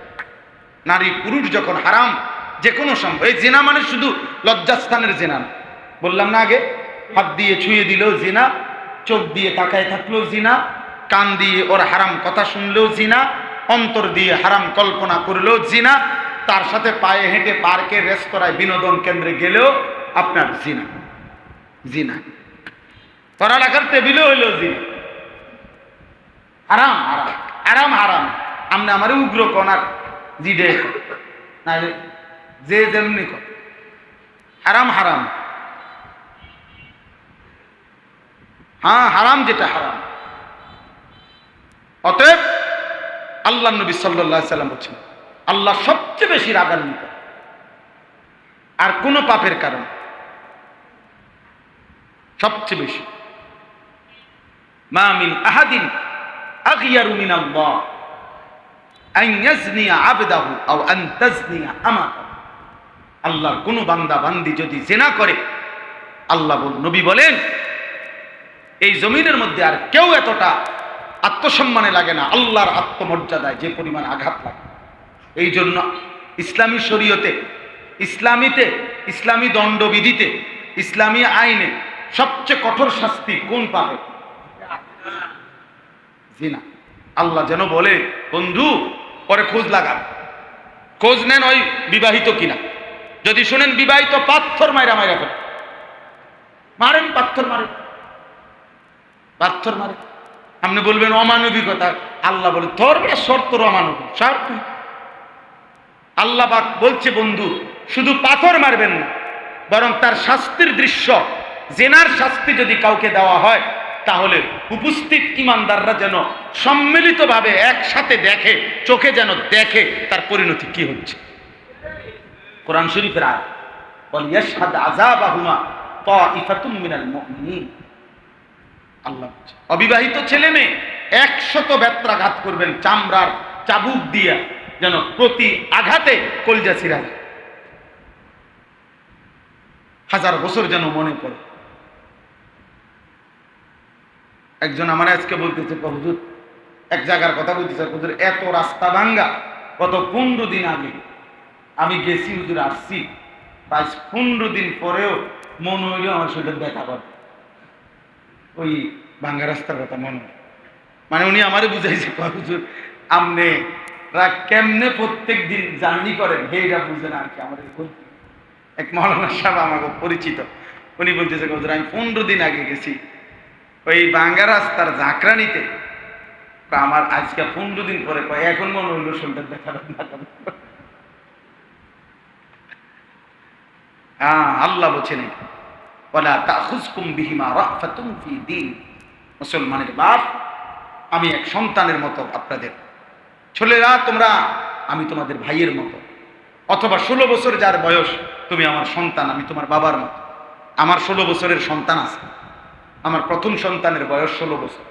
তোমাদেরকে বলছি বাপ, অসভ্যতা, ব্যভিচার, নারী পুরুষের অবাধ, মোবাইলে হোক আর বাস্তবে হোক, নারী পুরুষের অবাধ সম্পর্ক, এই জিনা, ব্যভিচার, নারীর ছবি, অশ্লীল দৃশ্য, নাটক, সিনেমা দেখা, এটা একটি সমাজকে শান্তি দেবে। আজ না হয় কাল বন্ধু, দোস্ত একবার পিছলাইয়া পড়লে আরেকবার সোজা হইয়া দাঁড়াইতে সময়। কোন সন্দেহ না, ফেরাউন যেহেতু হেরে গেছে, নমরুদ হেরে গেছে, সাদ্দাদ আর কারুন যেহেতু হারছে, পৃথিবীর সমস্ত জালেম যেহেতু হারছে, তো এই বেঈমান নেতানিয়াহু নামের এই কুত্তাও হেরে যাবে, এত কোনো সন্দেহ নাই। কথা হইল মালিক আল্লাহ তাআলাই জানেন আর কত রক্ত নিবেন, আর কত চোখের পানি নিবেন, কত মালিকের ফয়সালা। 1964 ইংরেজিতে রোহিঙ্গাদের উপরে প্রথম অত্যাচার শুরু হয়েছে, আজকে প্রায় 60 বছরের বেশি, 61 বছরের কাছাকাছি। আজও তারা ঘুরে দাঁড়াইতে পারে। 1947 ইংরেজিতে ব্রিটিশ যখন এই উপমহাদেশ ছেড়ে দেয়, সেই সময় কাশ্মীর অমীমাংসিত ছিল। মানে ব্রিটিশ যখন এই ভারত এবং পাকিস্তান আলাদা করে দিয়ে গেছে, হিন্দুস্তান আর পাকিস্তান, তখন কাশ্মীরের সমাধান দিয়ে যায় না। এই 47-এর পর থেকে আজকের এই দিন পর্যন্ত প্রায় 78 বছরের কাছাকাছি এই কাশ্মীরের মুসলমান ইন্ডিয়ার বেঈমানদের হাতে রক্ত দিচ্ছে, আজও ঘুরে দাঁড়াইতে পারে। এজন্য প্রিয় ভাই নওজোয়ান, নারী দেখা শেষ কথা না, মোবাইলের ছবি দেখা শেষ কথা না বাপ, অশ্লীল দৃশ্য দেখা শেষ কথা না ভাইয়া, তোমার আব্বা সরকারি চাকরি করে এটা শেষ কথা না, তোমার বাপ বিদেশ থাকে এটা শেষ কথা না, তোমার আব্বার উপার্জন ব্যবসা মাশাআল্লাহ ভালো, এটা শেষ কথা না দোস্ত। তুমি ভেবো না এটাই তোমার মৃত্যু পর্যন্ত নিরাপত্তার গ্যারান্টি, যে তুমি এক ওয়াক্ত নামাজ পড়তে হবে না, তুমি আল্লাহরে ডাকতে হবে না, তুমি নারী দেখো, ছবি দেখো, মোটরসাইকেল চালাও, জিনা করো, ব্যভিচার করো, মদ খাও, নেশা করো, গাঁজা খাও, জুয়া খেলো, তোমার আব্বার সম্পত্তি কমবে না, তোমার বাবার ব্যবসায় ভাটা পড়বে না, তোমার আব্বার বিদেশ বন্ধ হবে না, তোমার উপার্জন, তোমার বাড়ি ভাড়া, বিল্ডিং এর বন্ধ হবে না। না দোস্ত, খোদার কসম, এটা বিষয়টা এমন না। কোন এক রাত গভীরে দুশ্মনের শুধু হিসাব, শুধু আওয়ামী লীগ বিএনপির হিসাব করলে হইতো না, হিসাব শুধু বাংলাদেশের 2-4টা দলের হিসাব করলে হবে না, হিসাব করতে হবে সারা পৃথিবীর। আগামীর যুদ্ধ ঈমান আর কুফরের যুদ্ধ, আগামীর যুদ্ধ মুসলমান আর ইহুদির যুদ্ধ। অতএব সেই যুদ্ধে যদি কোনোদিন রাত গভীরে আন্তর্জাতিক হামলা হয়, তো সেদিন দেখবা 1 ঘন্টায় হয়তো লক্ষ বিল্ডিং সমান হয়ে গেছে। সেদিন হয়তো 1 ঘন্টায় 30 লক্ষ, হয়তো 10 কোটি মানুষ পথে বসে গেছে, আর সেখানে তুমিও থাকবে। তখন বুঝবা অভাব কাকে বলে, তখন বুঝবা মোবাইল টিপার মজা কি, তখন বুঝবা 300 টাকা দিয়ে চুলের কাটিং করার টাকার মূল্য কাকে বলে, তখন বুঝবা বাবার একটি একটি টাকা নষ্ট করার উপকারিতা। আমি সতর্ক করলাম, একজন হলে একজন সতর্ক করলাম, গুনাহ ছাড়েন, গুনাহ ছাড়েন। লাভ কি হবে? যদি পৃথিবীতে টিকতে নাও পারি, ঈমান নিয়ে আমল নিয়ে যদি মরে যাইতে পারি, অসুবিধা নাই, কমপক্ষে তুটুকুতে জালেম যদি শেষও করে ফেলে, আখিরাত তো পাওয়া যায়। কিন্তু নামাজ নাই, রোজা নাই, হালাল নাই, হারামের বাস বিচার নাই, আবার দুনিয়াও পাইলাম না, তো এই অবস্থায় যদি জীবন দিতে হয়, আখিরাত বুঝেন নাই কথা? আল্লাহ আমাদেরকে তৌফিক দান করে।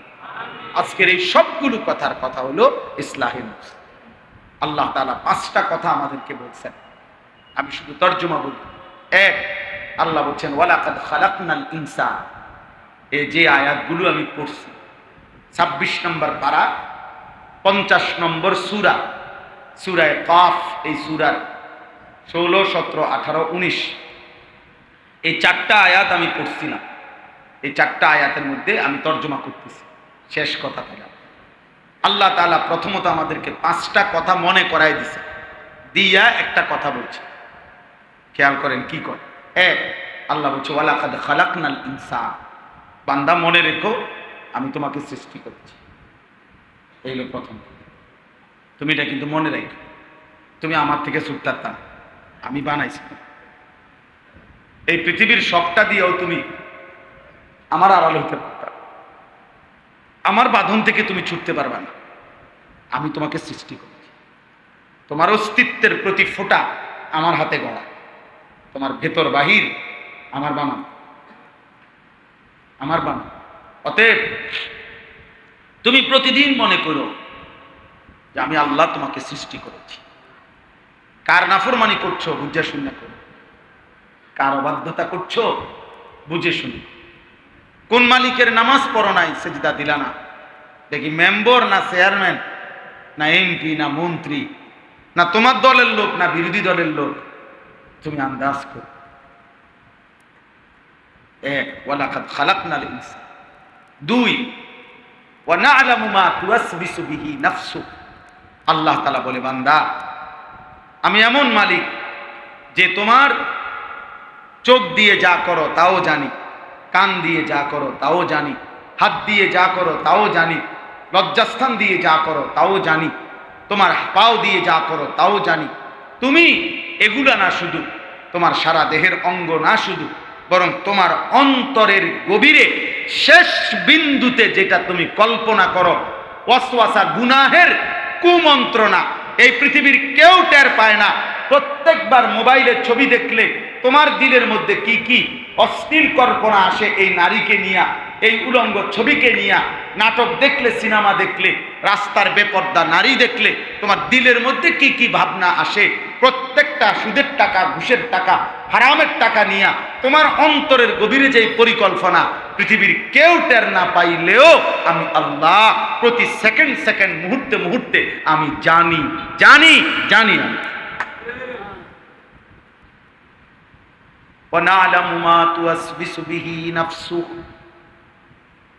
অন্তরের গভীরের যেই কুমন্ত্রণা, গুনাহের চাহিদা, গুনাহের প্রতি যেই অন্তরের গভীরে যেই আগ্রহ, আমি সেটাও জানি। আমারে লুকাইবা কেমনে বান্দা, আমারে আড়াল করবা কেমনে? 3 নাম্বার, ওয়া নাহনু আকরাবু ইলাইহি মিন হাবিলিল ওয়ারিদ। আল্লাহ বলেন, মানে বুঝাই, এই যে হাত, আল্লাহ বলে বান্দা দেখো এই উপরে এগুলা তোমার পশম, এগুলা, এরপরে তোমার চামড়া, এরপরে গোশত, এরপরে রক্ত। এই রক্ত মানুষের, গোশত হাড্ডি, এরপরে রক্ত, মানুষের শেষ যে অংশ রক্ত। এই রক্ত মূলত নিয়ম কি? রক্ত, এখানের রক্ত এখানেই থাকে না, এখানের রক্ত এখানেই থাকে না। মানব দেহের রক্ত সারা দেহে সার্কুলেশন হয়, মানে চলতে থাকে, বুঝছেন? তো এই রক্ত চলাচলের জন্য রক্তের সাথে সূক্ষ্ম নালী আছে, শিরা আছে আর কি, রক্তবাহী শিরা, স্যালাইনের তারের মতো চিকন, আরো সূক্ষ্ম। ওইগুলোর মাধ্যম দিয়া সারা দেহের রক্তের কি হয়? সার্কুলেশন হয়, মানে রক্ত সরবরাহ চলতে থাকে আর কি, সারা দেহে ঘুরতে থাকে এটা। তাইলে আল্লাহ তাআলা বলেন, বান্দা এই পশম, চামড়া, গোশত, হাড্ডি, রক্ত, রক্তের প্রবাহিত যে শিরাগুলো, যেগুলোর মাধ্যমে তোমার সারা দেহে রক্ত চলে, ওইগুলা তোমার অস্তিত্বের যে শেষ প্রান্তে আমি আল্লাহ তার চাইতেও বেশি তোমার কাছে। এই ওয়ারিদ মানে, ওয়ারিদের মূল সারা দেহে। এখানে আমরা যে শাহরগেরও কাছে বলি, এটাও মানে এখানেও রক্তনালী আছে। আল্লাহ বলেন, ওয়া নাহনু আকরাবু ইলাইহি মিন হাবিলিল ওয়ারিদ। তোমার দেহের শেষ যেই রগ রেশা, রক্ত প্রবাহিত শিরা, উপশিরা, আমি আল্লাহ তার চাইতো কাছে, আমারে ফাঁকি দিবা কেন? বলো না যুবক, আল্লাহকে ফাঁকি দিবা কেন? রাত 2টায় লাইটে না নিবাইছো আল্লাহরে, এয়ারফোনে লাগাইছো কানে, আল্লাহকে ফাঁকি দিবা কেন? এয়ারফোন লাগাইলে আল্লাহ বোঝে না, কথা বলে না। রাত বেশি হয়ে গেলে আল্লাহ বোঝে না, লাইট নিবাইলে আল্লাহ বোঝে না, সিটকারি লাগাইলে আল্লাহ বোঝে না, আব্বা মা ঘুমাই গেলে আর আল্লাহ টের পায় না।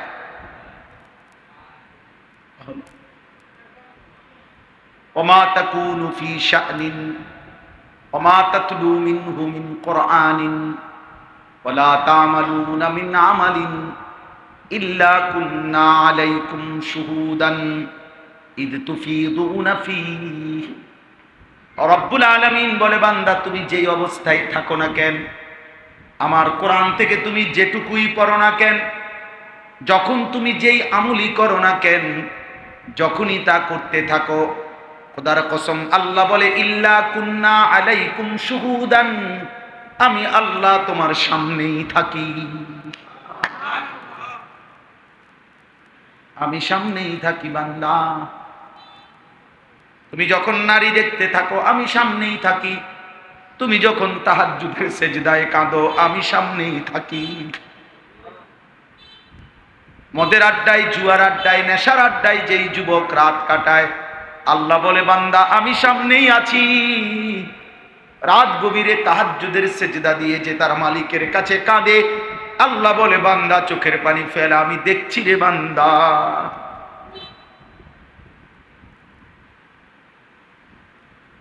অতএব এই তিনটা কথা আল্লাহ বলছে নিজের ব্যাপার। এক, আমি তোমাকে সৃষ্টি করেছি। দুই, তোমার অন্তরের গভীরে যা আমি তা জানি।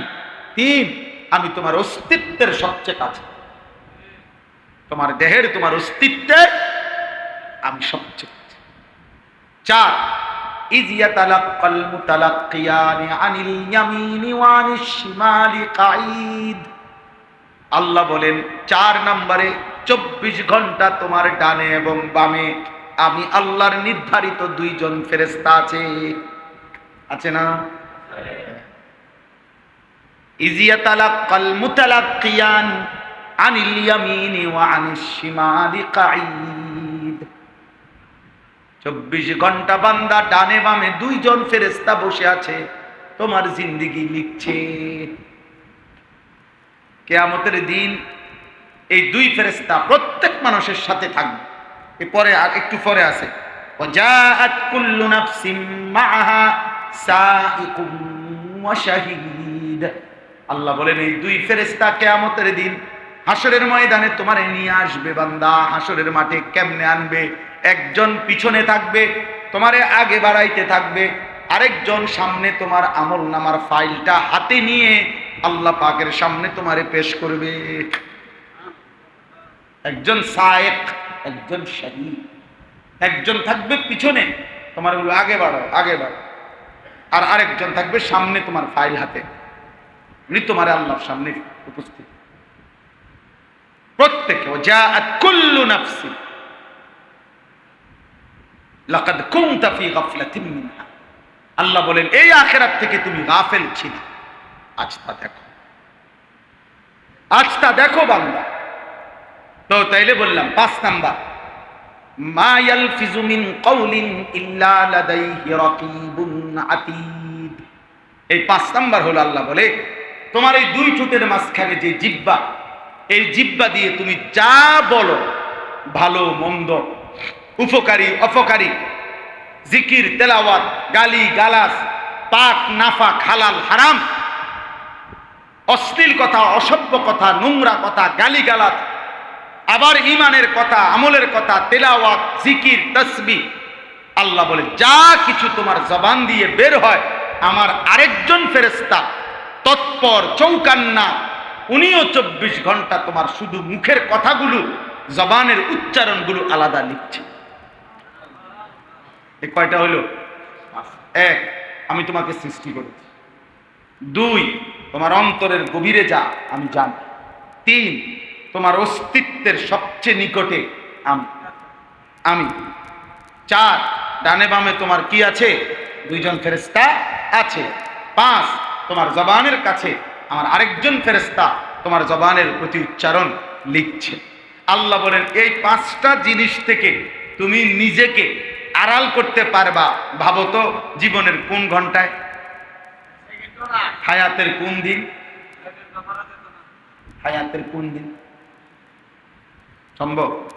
আল্লাহ বলেন অতএব এই 5টি ব্যবস্থাপনার অধীনে থেকে তোমার ওয়াজাআত সাকরাতুল মাউত বিল হক, ভালো করো আর মন্দ করো, কাজে লাগাও আর নষ্ট করো।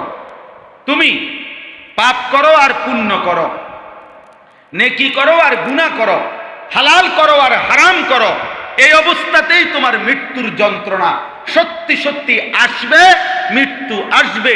দালিকা মা কুনতা মিনহু তাহিদ, যেই মৃত্যু থেকে তুমি বারবার পলায়ন করেছিলে, বাঁচতে চেয়েছিলে, যেই মরণ তুমি কখনোই চাও নাই, মরতে তুমি চাও নাই, কিন্তু আল্লাহ বলেন সেই মৃত্যু আসবেই আসবে। কামে লাগাইলেও আসবে, কাজে না লাগাইলেও আসবে। সুখে থাকলেও মরে যাবা, দুঃখে থাকলেও মরে যাবা, আনন্দে থাকলেও মরে যাইবা, বেদনায় থাকলেও মরে যাইবা, রাজপ্রাসাদে থাকলেও মরে যাবা, জীর্ণ কুঠির কুড়ে করে থাকলেও মরে যাবা। জীবনে যদি কোনোদিন নাও কাঁদো তবুও মৃত্যু হবে, জীবনে যদি কোনোদিন নাও হাসো তবুও মৃত্যু হবে। তিন বেলা যদি ঠিকমতো খাইতে পাও তবুও মরে যাবা, তিন বেলা যদি ক্ষুধার্তও থাকো তবুও মরে যাবা।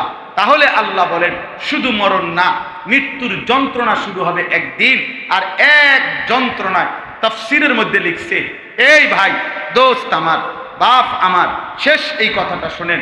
আল্লাহ তাফসীরের মধ্যে লিখছে, কোনো ব্যক্তি যদি এক টানা 900 বৎসর এই পৃথিবীতে হায়াত পাইয়া আল্লাহর নাফরমানি করছে, আল্লাহর নাফরমানি করছে, কিন্তু এক সেকেন্ড কোনোদিন 900 বছরে দুঃখ পায় নাই, কষ্ট পায় নাই, কাঁদে নাই, বিমর্ষ হয় নাই, মনের মধ্যে এক বিন্দু কষ্ট পায় নাই, 900 বছর যদি সুখের সাগরে সে ভাসতে থাকে, কিন্তু আল্লাহর নাফরমানি করছে, খোদার কসম তাফসীরের মধ্যে লিখছে মৃত্যু যন্ত্রণা যখন শুরু হবে 900 বছর পরে, তো মৃত্যু যন্ত্রণার সাকরাতুল মৌতের প্রথম সেকেন্ড, এক সেকেন্ডেই 900 বছরের আনন্দ সুখ খোদার কসম সে ভুলে যায়।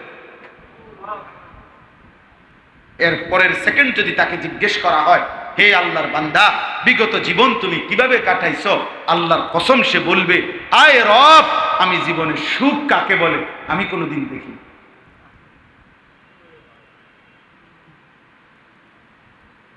900 বছরের আনন্দ 9000 বছরের আনন্দ ভুলায়।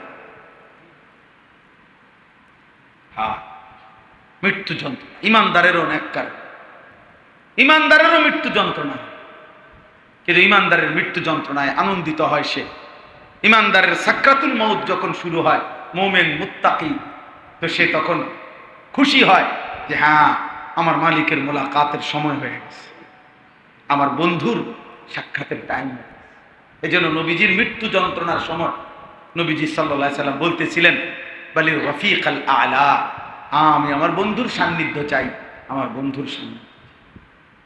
নবীজি সাল্লাল্লাহু আলাইহি সাল্লাম, হযরত নূহ আলাইহিস সালামকে মৃত্যুর যন্ত্রণার সময় জিজ্ঞেস করা হয়েছিল, আমার কাছে কিতাব আছে, আমার গাড়িতেও আছে, জাআত সাকরাতুল মাউত বিল হক, এটাই একটা কিতাব আছে, ডক্টর আইস আল কারনি, কি না পড়বে, অসাধারণ, অনেক সুন্দর।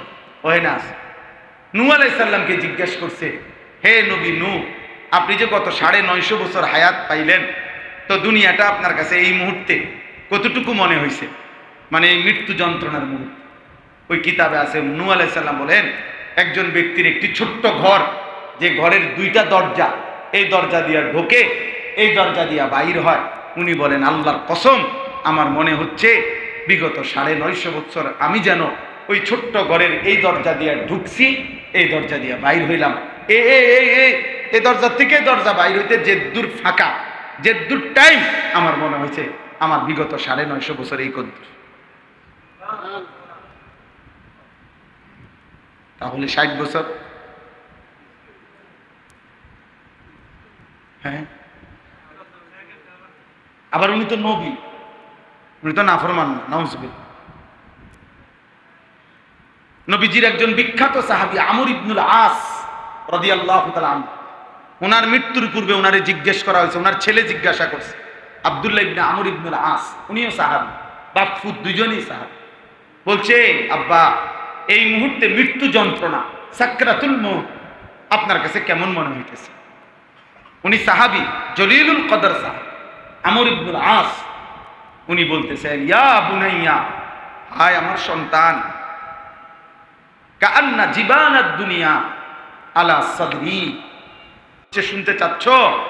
আমার মনে হচ্ছে রে বাপ, সন্তানকে বলতেছে, আব্বা, আমার মনে হইতেছে সারা পৃথিবীর সবগুলো পাহাড় আমার বুকে চাপ দিয়ে আছে।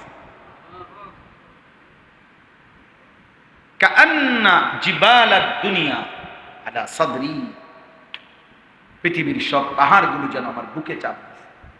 ওয়া কাআন্নি আতানাফাসু মিন সাকবিল ইবরা, আর আমি যেন ওই অবস্থায় সুইয়ের ছিদ্র দিয়া নিঃশ্বাস নিতেছি।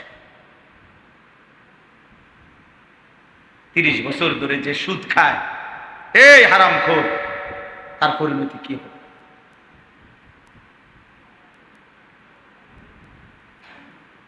আজকে 60 বছর ধরে যে চাচা বিড়ি সিগারেট খায়, এই কাকার হালাত কি? আজকে 20 বছর ধরে যে নারী বেপর্দা, এই মহিলার কি হবে?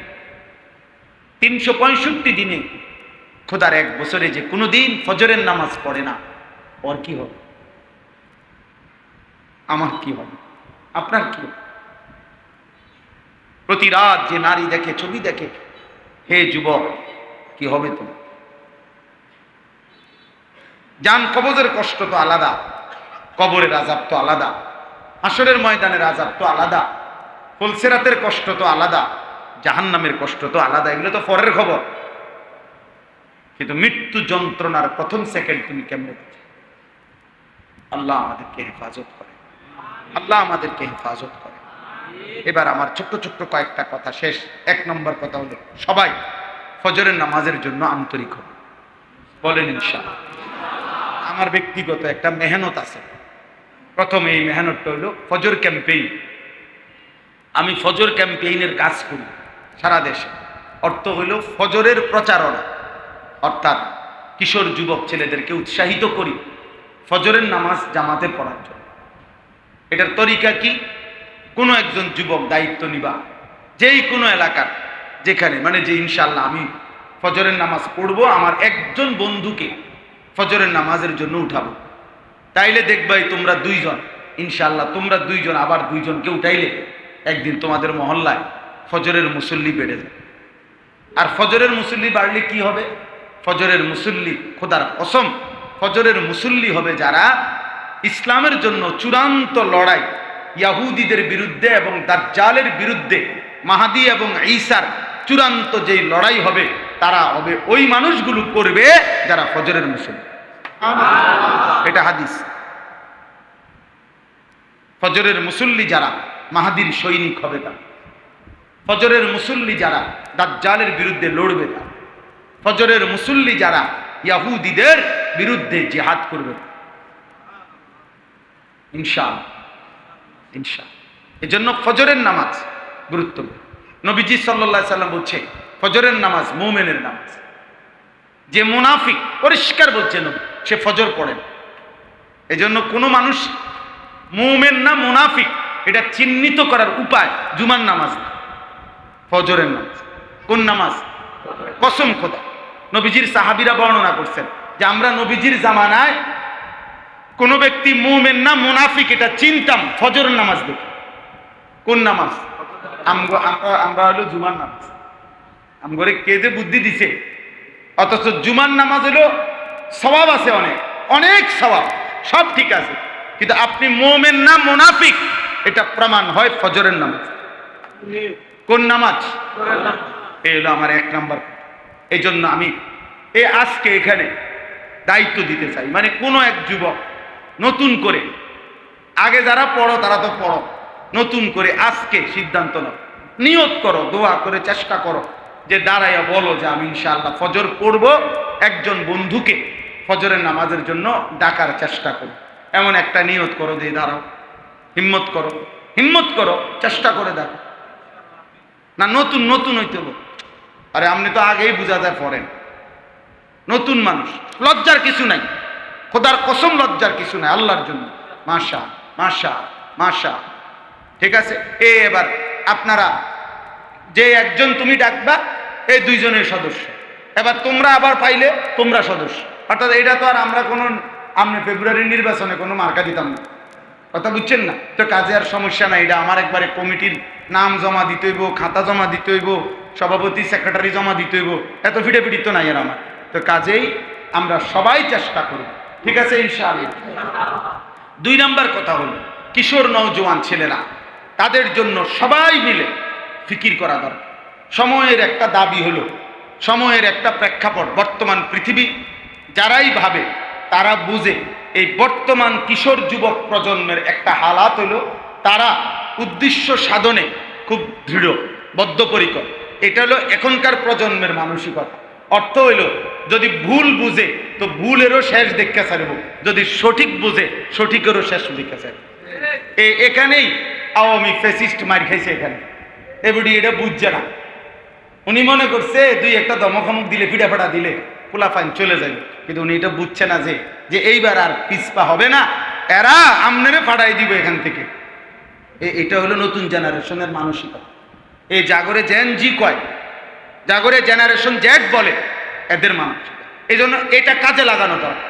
অর্থাৎ এই প্রজন্মের যুবক যদি বুঝে যে ইসলাম আল্লাহর জমিন, আমি মেহনত করতে হবে ইসলামের জন্য, তো ইনশাআল্লাহ সে যদি বুঝে ঠিক মতো তো সে রাত দিন 24 ঘন্টা মেহনত করবে ইনশাআল্লাহ। এই জন্য কিশোর যুবকদেরকে ফেরানো দরকার, আল্লাহর দিকে ফিরানো দরকার, নামাজের দিকে ফিরানো দরকার। তাইলে ইনশাআল্লাহ কাঙ্ক্ষিত বিজয় সারা পৃথিবীব্যাপী ইসলামের পতাকা উড়বে ইনশাআল্লাহ। এই জন্য কিশোর নওজোয়ান তুমি ফিরো, দেখবা একদিন আল্লাহর পতাকা, দ্বীনের পতাকা তোমার হাতে উঠবে ইনশাআল্লাহ। কাউরে না কাউরে দিয়া ইসলাম বিজয়ী হবে, মাহাদি আসবে, দাজ্জাল হারবে, ইহুদি হারবে। এতগুলো হাদিস নবীর, এগুলো মিথ্যা হইতে পারে না। কথা বলে না কেন? মিথ্যা নয়, কিন্তু প্রশ্ন হলো আমি কামে লাগলাম কিনা, তুমি কামে লাগলা কিনা, দেখার বিষয়। হয়তো তোমারে বাদ দিয়া কাউরে নেওয়া হবে, তো আমি যেন হই সেই সৈনিক, আমি যেন হই সেই মুসলমান, যেই মুসলমান ইমানের জন্য, ইসলামের জন্য কিছু করবে। আল্লাহ তৌফিক দান করে, আল্লাহ তৌফিক দান করে। দুশ্মন প্রতিনিয়ত কাফের, মুশরিক, ইহুদি, হিন্দু, বৌদ্ধ, খ্রিস্টান, ইসলামের দুশ্মন, এদের একটা টার্গেট থাকে। মাসখানিক পর, 6 মাস পর, 9 মাস পর ওরা কখনো কোথাও কোথাও কোনো না কোনো জায়গার মধ্যে আল্লাহর কোরআনকে অবমাননা করে, নবীকে অবমাননা করে, বিদ্রুপ করে। মানে প্রতি 6 মাস, 9 মাস, 3 মাস পর পরই একবার টেস্ট করে মুসলমানের হালাত কি, মুসলমানের হালাত। কথা বুঝছেন না? এই যে আর এটা কিন্তু প্রতিবারই যখন ইমানদার যুবক মুসলমান সমাজ যখন গর্জে ওঠে, ফসে ওঠে, তখন আবার থাইমা যায়, বুঝবে যে না, অন্য কি হয় নাই, গরম কমে নাই। এখনো যুবকের ইমান আছে, এখনো যুবকের ইমান আছে। এটা বড় বিষয়, এটা বড়। এগুলো সব পরিকল্পিত। ওই নর্থ সাউথ ইউনিভার্সিটির ওই ছেলে বলেন আর যেখানকার যে বলেন, সমস্ত বেঈমান। এগুলা একটাও পাগলও না, একটা মাতালও না, এটা সব ঠিক আছে। সব বেঈমানের পরিকল্পিত ষড়যন্ত্র ছাড়া আর কিচ্ছু না। কিন্তু নিয়ম হইল দুশ্মন যতই আগাক, 100 বছর পরে, 300 বছর পরেও বেঈমান যদ্দূর আগায় যাবে, রহমের এক ফয়সালা, মালিকের এক ফয়সালায় হয়তো 300 বছর নাস্তে নাবুদ হয়ে যাবে। এটাই সত্য, এটাই সত্য।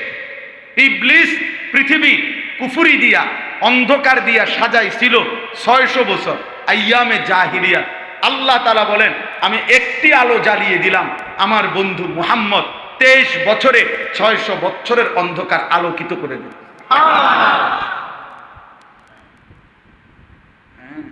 হিসাব কি দিয়া? আলো আসবেই, ইমানের বিজয় হবে, মুসলমানের বিজয়। দেখার বিষয় হলো আমি কামে লাগছি, এটা চাওয়া উচিত। মালিক আপনার দ্বীনের জন্য কিছু কাজ হলেও আমার নিয়ে, আপনার ঘর যদি ঝাড়ু দিতে হয়, মসজিদও যদি ঝাড়ু দিতে হয়, তো ঝাড়ু দিবার জন্য হলেও আমারে রাখি, আমারে রাখি। এক মহিলা সাহাবী বলছিল, ইয়া রাসূলুল্লাহ, সাহাবারা তো সব দিল যুদ্ধের ময়দানে আপনার সাথে সহযোগিতা, আমার তো স্বামীও নাই, সম্পদও নাই, আমার শুধু আমার স্বামীর রেখে যাওয়া একটা কুলের বাচ্চা আছে, আমি এটাই যুদ্ধের জন্য দিলাম। নবী বললেন, মা, আমি এই ছোট বাচ্চা, কুলের বাচ্চা নিয়ে যুদ্ধে করবো কি? বলছি, ইয়া রাসূলুল্লাহ, আমি জানি না কি হবে, আমিও তো জানি তারে দিয়ে কিছুই হবে না, বাকি এতটুকু আশায় দিছি, দুশ্মন যদি আপনার দিকে তীর মারে তা আমার মাসুম বাচ্চা আপনি পেলেন, আমার সন্তানের বুকে তীর লাগবে, আপনি নবীর বুকে যেন তীর না লাগে। মানে উনি চিন্তা করছে আমার সন্তানকে হলো, কোলের বাচ্চা হলো আল্লাহর জন্য দিলাম। আল্লাহ আমাদেরকে তৌফিক দান করে। আল্লাহ আমাদেরকে কবুল করে। সর্বশেষ কথা হলো জীবনটা সুন্দর করে। কিশোর ভাই, যুবক ভাই, অনেক লম্বা সময় নিলাম, বললাম না ওই যে আরেকটা মাহফিল ছিল না, দেখে লম্বা হলো, তো নাইতে তাড়াহুড়া করে হয়তো চলে যাইতাম। তো আমি সবার কাছে এই অনুরোধ করছি, রাসূলুল্লাহ সাল্লাল্লাহু আলাইহি সাল্লামের একটা একটা সুন্নাত নিজের জীবনে আমল করুন, জীবনটা সুন্দর করে। যুবক ভাই তোমরাও, বয়স্ক বাবা আপনারা, নবীজির চুল, চেহারা, দাড়ি, টুপি, ঘর সংসার, আহার নিদ্রা, উঠা বসা আমাদের নবী সাল্লাল্লাহু আলাইহি সাল্লামের সুন্নাতের আলোকে গড়বেন, দেখবেন ইনশাআল্লাহ সুন্দর।